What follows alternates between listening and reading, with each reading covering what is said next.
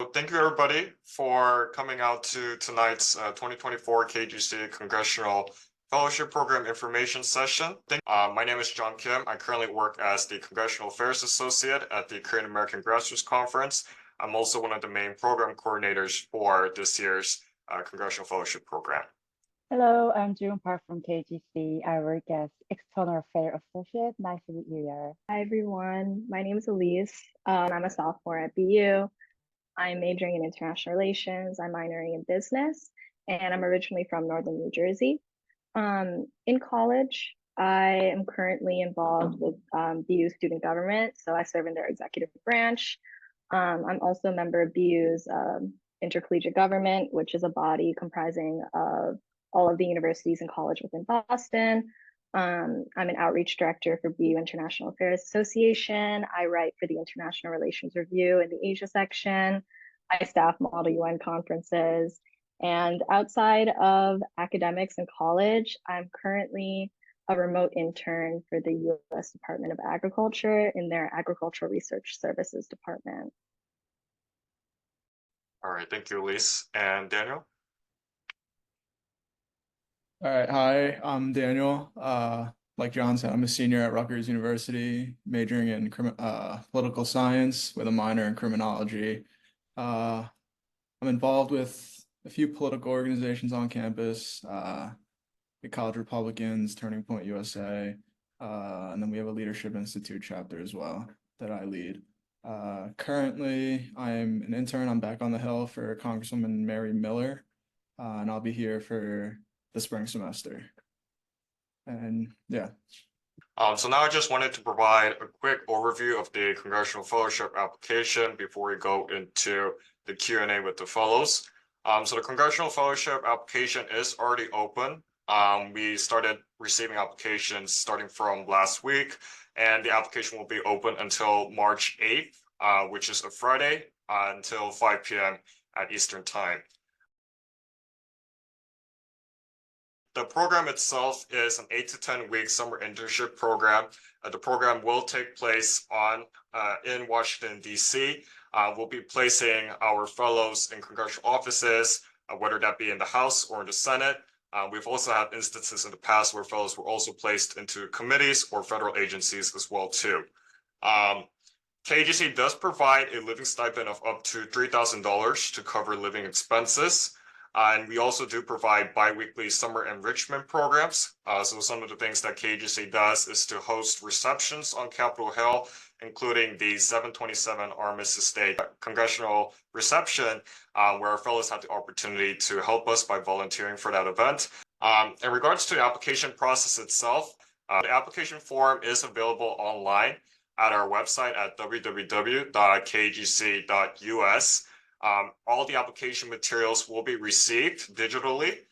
So if you do visit our website and you look through the application, there should be all of the instructions that are provided for you to submit your resume, your transcripts, as well as your 3 short essay prompts. The only caveat is that the letter of recommendations has to be submitted directly to our organization's email at info@kagc.us, but the specific instructions for that can also be found on our website as well. So like I mentioned earlier, so the application is already open. Today, February 15th, is the virtual student panel that we're currently doing now. Applications close on Friday, March 8th at 5 p.m. Eastern Time. And the following week, after the deadline, from March 11 to March 15, KAGC will be holding Zoom interviews with preliminary candidates. These are candidates that we have selected on the basis of demonstrated experience and background in Korean American civic engagement. But once we have those Zoom interviews, the following week, we send out the acceptance decisions for the finalist candidates. That week, we will support you in the process of developing your application process, as well as assisting you with mock interviews, as well as a guidebook to help you with the congressional office interviews that you'll be doing, likely beginning in the week of March 25th. The other thing too is that we're very fortunate that this year around, we do have a much more diverse range of congressional offices that we have available for our fellows. So we're very excited that we're partnering with both old and new offices for this upcoming year. So more information will be announced to the finalist candidates who pass our preliminary Zoom interviews. The first question I wanted to ask is, what are some of the best practices that you employed for preparing your application materials? For example, your resume or maybe your short essay prompts. I can start. When it comes to like professional material, like resume, cover letter, letters of rec, specifically for my resume, I had one from when I was applying to colleges. However, since coming to college, I realized how horrible it was. It was 2 pages. It was not the right font. It was not the right spacing. And one place that I found a lot of support through was actually 2 places. One was the Center for Career Development, and I believe almost every university has one of those. They'll usually offer drop-in review sessions. They'll give you templates. But what I found is that usually your business school will have a published sample resume on their website. For me, like Boston University's like Questrom School of Business, they have their own mock resume that's able to tailor and be able to kind of surpass the robotic checks. So I used that template, and that was able to help me kind of organize my thoughts, kind of figure out what order it was, all consolidated within 1 page. When it came to my recommendation, I asked my professor. I scheduled office hours. I took time to like get to know him, and then eventually I asked for the recommendation. And then when it came to my additional letter of rec, I reached out to a former club advisor from a previous leadership experience. And when it comes to the cover letter, again, I use the Center for Career Development. Usually they'll have like quick appointments in which you can sit down and help them tailor cover letters and resumes so that you're set and ready for the internship application process.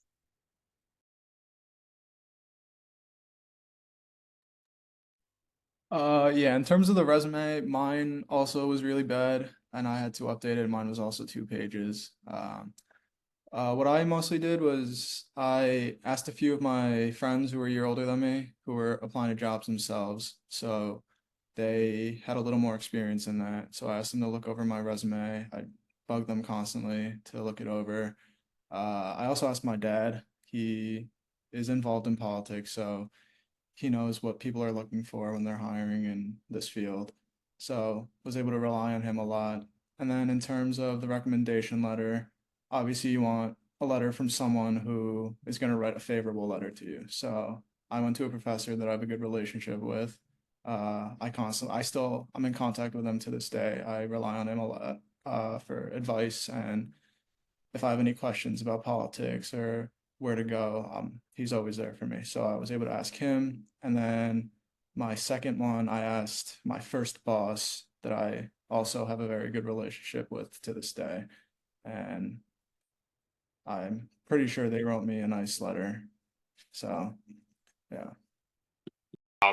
When you're applying on the applications, there's 3 short essay prompts, and they sort of dive a little bit deeper into your personal backgrounds and also giving you the opportunity to talk about your civic engagement experiences, whether that be for the Korean American community or for the Asian American community as a whole. So maybe talk a bit more about the thought process that you went through as you're sort of filling out the short essay prompts, and how you would sort of create the prompts in such a way that when the KAGC reviewers are looking at it aligns with the mission of KAGC as well. I can start. I guess like breaking down the different essays. The first one I think is encompassing like your personal statement, like your motivations to apply to the program. The way that I tackled that question was reflecting on my past experiences, not just like academic or professional experiences, but my personal journey as a Korean American interested in politics. I've considered and I decided to write about how these influences led me to apply to the program. And honestly, like my essay is kind of similar to the KAGC Spotlight that I had written and is published on the website. So if you want like a more detailed like look into like something similar that I wrote, then you can like take a look at that. But definitely like my #1 advice for tackling that specific question is connecting it to community impact, specifically how you plan to use your knowledge and skills, whether or not you have past experience or not, and how you want to take that and contribute it positively to specifically the Korean American community. So again, whether or not you have past experience, I honestly think that like showing that you're here and interested in KAGC and its program is enough. And I think that you can take that and take that journey to this point exactly and emphasize that in that specific prompt. Moving on to the second one, which I think is the most significant policy issue that is currently happening in the Korean American community. I think that now more than ever, Koreans, Korean Americans, the Korean Peninsula alike is receiving a lot more recognition in the media than in the past generations, at least talking to my grandparents and my parents about this. So although like no specific like policy issue is the right answer, I definitely think that you should pull upon past experiences and your current experiences as well with your interests. For example, as an international relations student, I specifically wrote about the strategic importance of the Korean Peninsula to the West. I drew in like my academic passions and interests and talked about how that specifically is affecting the Korean American community. So I think that like, again, there is no wrong or right answer to approaching it, but just making sure that you highlight the importance and why you think it's important is my advice to tackling that.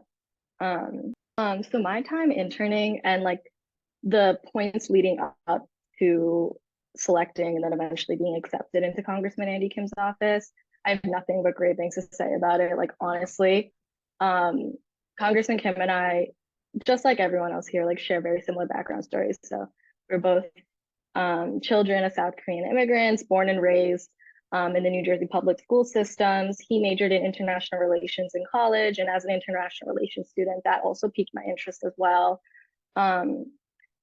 So I definitely made sure to tailor that story, and especially during the interview, the office will ask questions about why specifically Congressman Andy Kim's office, and really tying it to the story itself was something that I think really boosted my application.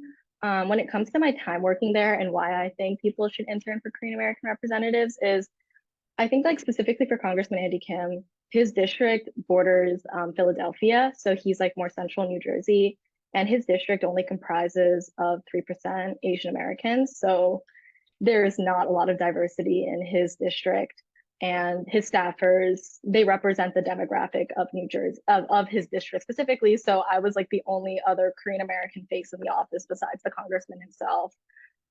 But what I found and what I realized, and was quite heartwarming, was the amount of importance that he still placed on empowering the Korean American and the greater Asian American community, despite his role not necessarily encompassing Korean Americans itself, since they represented such a small part of his district.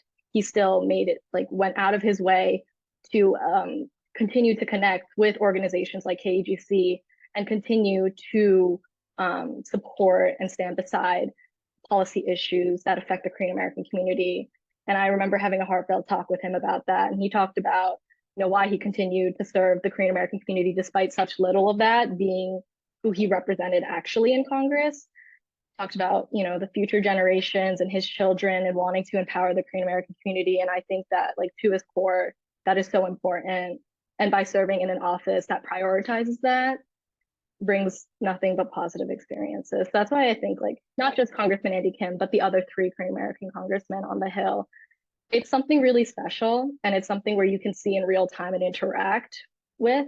So yeah, that's my long-winded answer. I'll turn it over to Daniel to ask the same question to you as well. What sort of experiences did you touch upon when you were answering the short essay prompts for the application?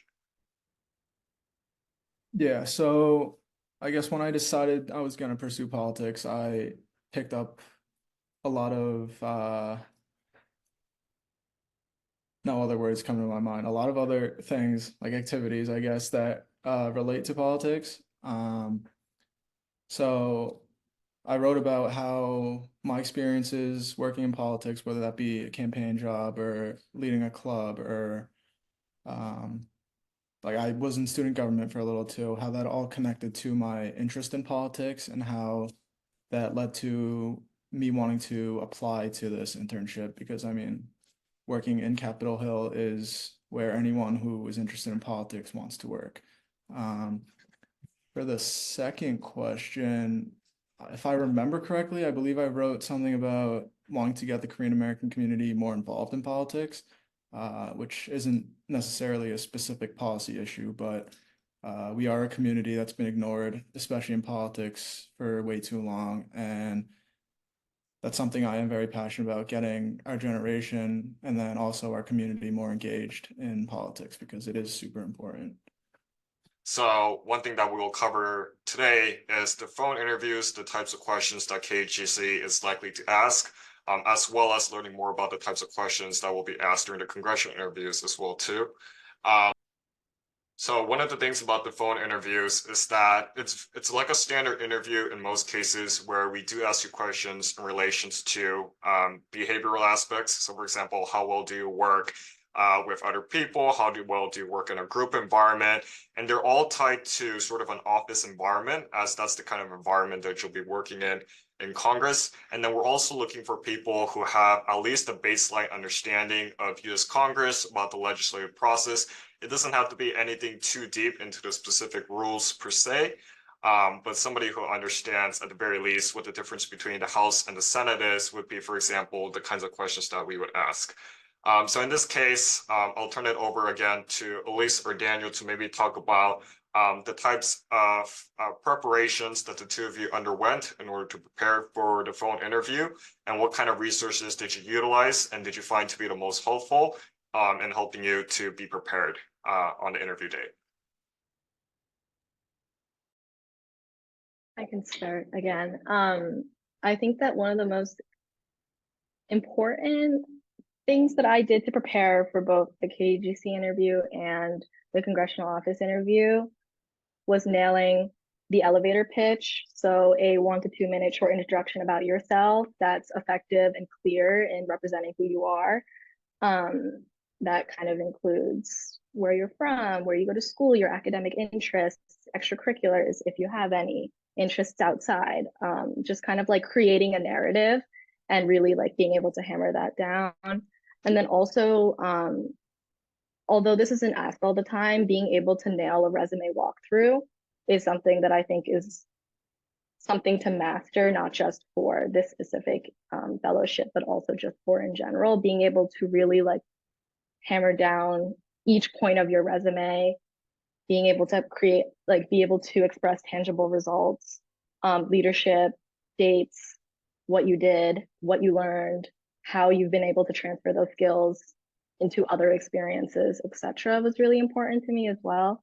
And I found it to be super helpful on the day because you don't really know, like you can prepare as much as you want, but there are some questions where you're going to have to think on the fly a little bit, but being able to nail down your experiences and to be able to at least express those in a clear and effective way is a good tip. Specifically for the KAGC interview, I really made sure to think of and start to jot down different experiences that I have that are tied to like feelings or instances, like times of hardship, times where you made a mistake and what you learned from it, positive experiences, strengths and weaknesses, just being able to create a scenario. So when they ask you about a time of hardship and how you overcame it, or what's a weakness that you have, or what's a strength that you have, you're able to just kind of like whip out that experience. Because I think that interviewers really like to see like past experiences that you have to be able to get to know you on a more personal level and to be able to actually like prove what you're saying. So that's kind of like a general understanding of it when it comes to like the interview prep. Yeah, definitely read up on what KAGC stands for and what they want to do. It is super important to know why you'd want to apply for a position with them. Also, you definitely need to know the basic structure of our federal government. I mean, if you're working in Congress, you should know the bare minimum. And then definitely, yeah, what Elise said about looking over your resume before. I made sure to do that before my interview. It is super important to know what's on there because if you don't, it's not going to look very good on you if someone asks you a question about something you did and you don't know how to answer, or you don't remember when you did it, or what you learned or what you experienced. And then definitely research the member that you would want to work for. You should know what their policy interests are, where they stand on certain issues, and have a reason for wanting to intern for them. Yeah. So just echoing on what Elise and Daniel also pointed out too. Obviously, you need to learn what KAGC stands for. That would probably be one of the first questions that we would likely be asking. One of the questions too, sort of in the past that previous applicants were not quite as prepared for was explaining the why for the specific congressional office or representative that they would like to serve for. That is not to say specifically if you have an interest in a particular representative that is not a host office of KAGC that will not consider you. It's more so of us trying to get a better understanding of the kind of suitability that you might have to one of the existing host offices and try to find an office that would be of the best fit for you. So that's why we asked that question. And then the other question that you would also probably have to consider thinking about as well is, what is a current domestic or international affairs topic that is currently ongoing right now that is of interest to you? This could be something that's happening, in relations to the U.S. government, or it could be something that's happening in South Korea, or it could be an international issue happening maybe in Europe or in Africa or Asia. It's just for us to get a better gauge of whether or not you're somebody who likes to stay on top of current trends. So that's a question that we're also going to be likely to ask during the phone interview as well too. And then we're going to sort of move on to the last section in relations to the application, which is preparing you for the congressional interviews. So once you pass the phone interview, you'll be getting an acceptance letter from us, letting you know the preliminary office placement that you have been assigned to. And then from that point on, June and I will be assisting you in getting ready for the upcoming interview with the office. So that includes a guidebook, which includes a comprehensive breakdown of the various committees, as well as legislation that the representative has sponsored or supported in the past. And then also any other information in relations to basic civics, for example, the number of House representatives or senators. Once you actually go in through the office interview and you do get the acceptance notification from that point on, you will officially be confirmed as a KAGC fellow. And then we'll be assisting you in onboarding process of getting ready to live in Washington, D.C., and then also detailing what the program will start to look like starting from May all the way through August. So now asking a question to our fellows, what kinds of questions should you expect to receive from a congressional office? Were there sort of kinds of questions that you maybe struggled a little bit when they first asked to you? And then what are maybe some of the most common types of questions that a finalist would be likely to receive during the interview as well? Yeah, so probably the most important question they will ask is why you'd want to work for that member. So like I said before, you need to do research on the member you want to work for. You need to know what they're passionate about, what they're currently working on, or what they usually like to focus on. Another question they'll probably ask is what kind of experiences you have, let's say in like leadership, because that is something they look for. And then I feel like my phone resume interview was very short for my internship. It was more so of just why I wanted to work for the committee. So I don't really have any other input on that part. No, I think that's sort of the main, premise of what typically are the kinds of questions that you would expect to receive. At least I know you interned for a congressional office, so the experience, I'm assuming, would have been different for you. Yes, I think one of the main reasons why I applied to the fellowship with KAGC is because in the past, when I've applied to different congressional offices on the Hill, sometimes if you're applying on your own, your application tends to get drowned out. So I think KAGC does a really great job in working with the congressional offices and matching you to one that's a good fit. So my interview was a little bit on the shorter end, but definitely the questions were, like Daniel said, really important is the why that specific office. So really touching upon like a policy portfolio, a committee, a caucus, their like academic background, their professional background, etc. is really important to research. Sometimes I've gotten some really obscure questions. I was once asked like, what's my favorite book, what's my favorite movie, and what's on my playlist, which I found to be a little bit interesting. But I think that like those are questions that you can just answer honestly with an explanation. I was during like my specific interview with Congressman Andy Kim, there were a few behavioral questions. They asked me what my what I believed was the biggest success in my life, what I think.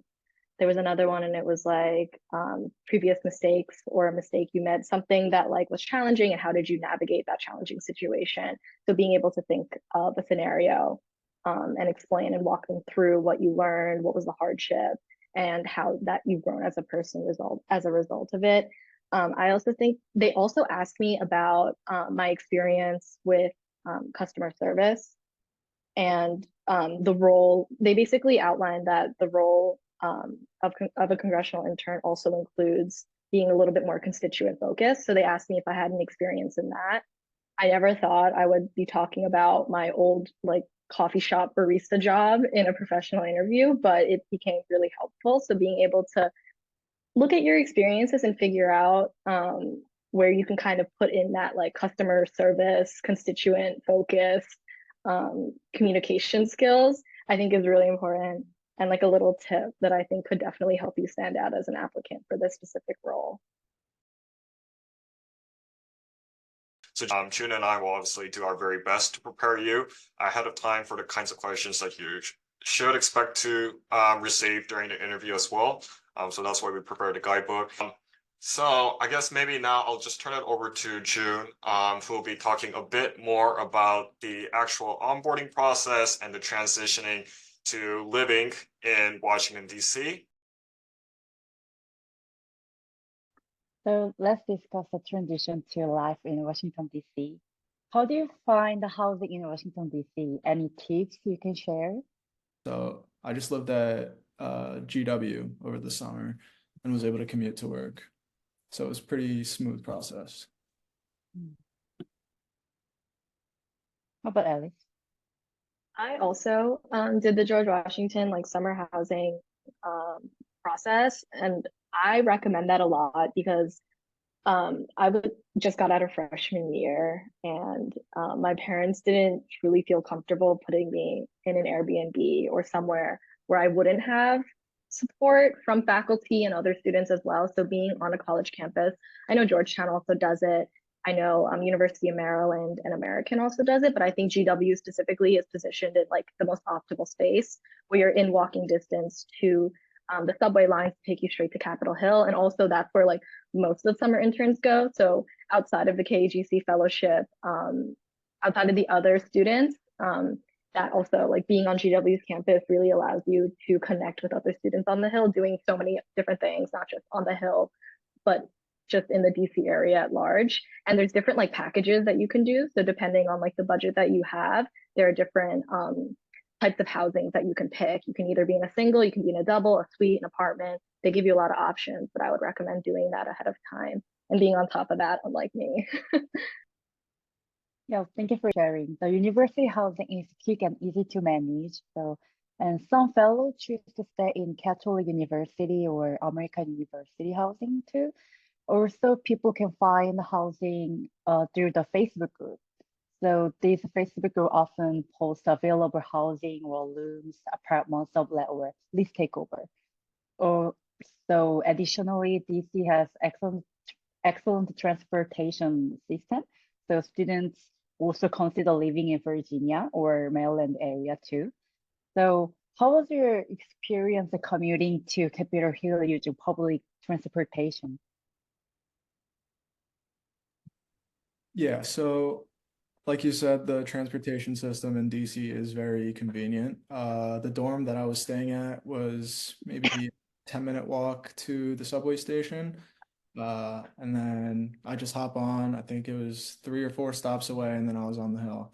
And then traffic does get really bad during rush hour, so it's probably not the best idea to drive to and from work, but yeah, the subway system is very helpful. Being a student in Boston, I definitely learned to like really like the DC transportation system. And I think it's just through my frustrations with the way that Boston does it. Um, so you can get a Metro card, either physical or on your phone, and it just does it for you. It's super quick, it's efficient. There's trains coming like every 5 minutes, and I didn't have to transfer. So that was like really great. And like Daniel said, it's walkable. It's pretty easy, honestly. Like Google Maps, if you put in a location, it tells you like exactly what to do, where to go, what line to take, when to transfer. So I was able to like go to a bunch of different places around DC, the zoo, the baseball park, Georgetown. Also, the buses are honestly not that bad. It gets you there faster, but the times are a little bit more different. It doesn't come as often. So definitely the subway I recommend. And I think it's super easy to navigate as in comparison to other cities in the US. Yeah, that's true. And I currently commute from the Virginia to DC. So, and overall, it's been pretty good. And while sometimes there are occasional construction delays, but the transportation system is convenient and pretty clean, I think. And Elise mentioned, uh, you can use your phone with the like Metro Fare, like your Apple Pay on your phone. So it's really, yeah, convenient. Thank you for your sharing. And let's discuss minimizing the cost of living in Washington, D.C. So what strategy have you found effectively? Yeah, so when it came to minimizing the cost of living in DC, the one thing that I did is okay, over the summer, DC is like the hub for like all interns. So every day there is a new event and it's a different experience with like food and drink and games and all this kind of stuff. So being able to do that and bring your friends with you is something that like I found instead of like spending money every single day on meals. And also I think that living on university campus, whether it be GW or any other university that has the summer housing programs, a lot of them have kitchens. So I was able to cook my own food, which I found to be quite helpful. And also pack my own lunches because although the Capitol Hill has cafeterias, it's actually quite expensive. So sometimes I would bring in like snacks and meals, and that definitely helped me minimize the cost. Also, like because like tying it back to like the transportation, because public transportation is good, and there's other like avenues in which you can use to get around, like scooters and bikes. Because I know in Boston, we don't have like the electric scooters. That was definitely helpful in like reducing like Uber costs or renting a car or something like that. So that is basically how I kind of got around on a budget. Yeah, so I learned the hard way how expensive living in DC can be. Prices do add up very quickly. But yeah, during the summer especially, there's networking events almost every day, and almost all of them will have free food, drinks. So definitely take advantage of that. As tempting as it may be, use public transportation. Don't call Ubers, especially after work. Could be like 25 bucks to sit in a 10-minute Uber ride, especially during rush hour, and 25 bucks away definitely adds up too. Um, yeah, so I also almost never cooked over the summer and I'd eat out a lot, but I definitely learned from that. So now that I'm back on the hill, I have my own apartment, so I try to cook as many times as I can. I'll try to bring something light to eat during the middle of the day, and then I'll grab something light for lunch or something like that. But yeah. Yeah, thank you for sharing. So moving on to our next topic, I would like to hear about your most memorable part of the KAGC Congressional Fellowship experience. What stand out to you? I mean, like this is kind of cliche, but it was definitely the people that were also within like the fellowship experience. I still stay in contact with a few of them. And it honestly is really refreshing to be able to meet and connect with fellow Korean American students that are interested in politics. Because personally, in my school, there aren't many. Also, just like the Congressional Fellow experience, KAGC has such a wide network of people, not only on the Hill, but just in the greater DC area. Like, as an international relations student, domestic politics isn't something that like I necessarily find to be in my foreseeable future. However, like KAGC has such a wide network where it's like I have an interest in foreign policy, I have an interest in economics, and they know someone that is able to speak to me about how to continue to grow my professional journey. So it's definitely like, I don't know, just the support of being able to go to DC, live for the summer alone for the first time, and being able to find myself in a community and be able to make friends with Korean Americans alike on the Hill, outside of the Hill, that made it so memorable. So yeah.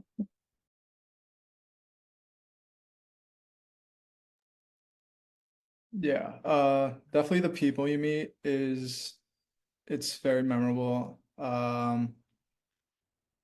They do offer, like John said before, bi-weekly events. So some of the people you meet through there, they could be mentors in the future. Like I'm still in contact with a few of them, and I'm back on the Hill now, so I'm able to connect with them, grab coffee, grab lunch, and they're always there to offer me advice. Um, and as someone pursuing politics, there's no better place to be than Capitol Hill. And having the opportunity to be here through KAGC, there's no better place to be than Capitol Hill. And I'm trying to think of the most memorable event. I think going to the Library of Congress, that was pretty cool for the first time. There's a lot to look at in there. And then, yeah, I forgot which, I think it was the first or second one, but they had a career panel where they had a few Korean American staffers on the Hill come in and speak to us. And that was really cool to be able to network with them and talk to them and try to get a feel for what it takes to land a full-time job here. So like Lisa and Daniel also mentioned too, so we do provide various summer enrichment programs for our KAGC fellows. That includes, like Daniel just mentioned, networking with the Congressional Korean American Staffers Association. We also do receptions on the Hill as well. And then this year, we're also trying to do some more pilot programs. Once you do apply and you do get accepted as a KAGC fellow, that you'll look forward to what we have in store for this year. Now we're going to switch over to the Q&A section. So we're just going to open it up to the audience to ask any questions that they may have, anything in pertaining to the information session or regards to the application itself. So feel free to maybe just type in the chat or unmute yourself if you have any questions. Hi, so thank you guys so much for the information session. It's been super helpful. I was wondering, in terms of the process from going from being accepted from KAGC to being accepted by the host office, like I understand logistically how that works kind of, but have there been scenarios in which something kind of like goes already in the middle of that, or like kind of like I don't want to say numbers, but kind of like what does that process look like from that perspective? Right. Unfortunately, because KAGC also has a pretty expansive network in DC as well too. In the case where we do believe that you're a really strong candidate for our fellowship program, we will do our best to secure you alternative internships in the DC area as well. Perfect, thank you. 2024 looks to build upon the progress that we've made in 2023 with many more offices that we have in partnership with for this upcoming summer, as well as the addition of new summer programs that we will be implementing on a bi-weekly basis from that May to August timeframe that we have mentioned earlier. And we look forward to receiving and reviewing your submissions for the 2024 KAGC Congressional Fellowship Program. Thank you, everybody.